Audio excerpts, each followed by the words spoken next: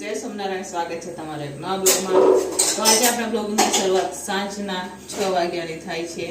અત્યારે હું બનાવી રહી છું મેથી બટેકાનું શાક। અહીંયા મેથી સરસ મજાને આપણે ધોઈને લઈ લીધી છે અને આ છે બટેકા સુધારીને આપણે ધોઈને સરસ મજાને લઈ લીધા છે। અને આ મેં આદુ અને આખા લાલ મરચાં આવે ને તીખા એ ખાંડીને લઈ લીધા છે। તમે લસણ ખાતા હોય તો તમારે આદુ અને લસણ બે નાખવાના। અમે લોકો લસણ નથી ખાતા એટલા માટે આદુનો ફક્ત આપણે ખાંડીને લઈ લીધું છે। તેલ પણ ગરમ થવા માટે રાખી દીધું છે।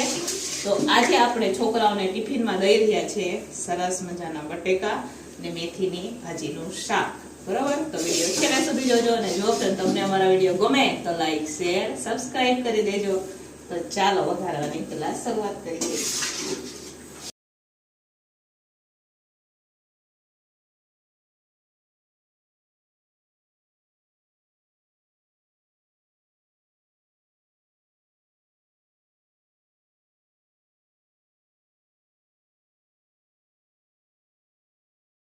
અહીંયા આપણે હવે બટેકાને વઘાર લીધા છે, એકદમ દેશી સ્ટાઇલમાં બનાવી રહ્યા આજે આપણે।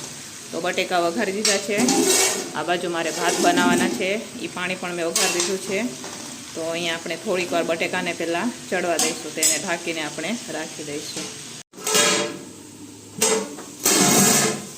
તો અહીંયા આપણા બટેકા ચડી ગયા છે। હવે આપણે એમાં મેથી નાખી દઈશું। થોડા કેટલા આપણે નમુ માટે આમાંથી બટેકા કાઢી લઈએ, કેમ કે નમુને આવા બટેકા ખાવા છે એટલા માટે થોડા કેટલા વાટકામ કાઢી લઈએ આપણે। તો અહીંયા આપણે મેથીની ભાજી પણ આમાં હવે એડ કરી દીધી છે। તો આખું ભરાઈ ગયું છે બરાબર। મેં ક્યારે બટાકા અને મેથીની ભાજીનું શાક નથી બનાવ્યું, તો આજે હું બનાવી રહી છું। તો હવે આને સરસ મજાનું પહેલાં હું બધું મિક્સ કરી લઈશ। તો હવે અત્યારે ફાઇનલી આપણે બધું જમવાનું બની ગયું છે। તો તમે જોઈ શકો છો સરસ મજાના આપણે મેથી બટેકાનું શાક બનાવેલું છે, રોટલી છે, કઢી બનાવેલી છે। અત્યારે છોકરા ઓછા છે એટલા માટે મેં ઓછી કઢી બનાવેલી છે। અને આમાં આપણે ભાત પણ બનાવેલા છે અને અમે મીઠી સેવ બનાવેલી છે। બરાબર, તો ચાલો 7:30 થઈ ગયા છે એટલે આપણે હવે ટિફિન ભરી દઈશું।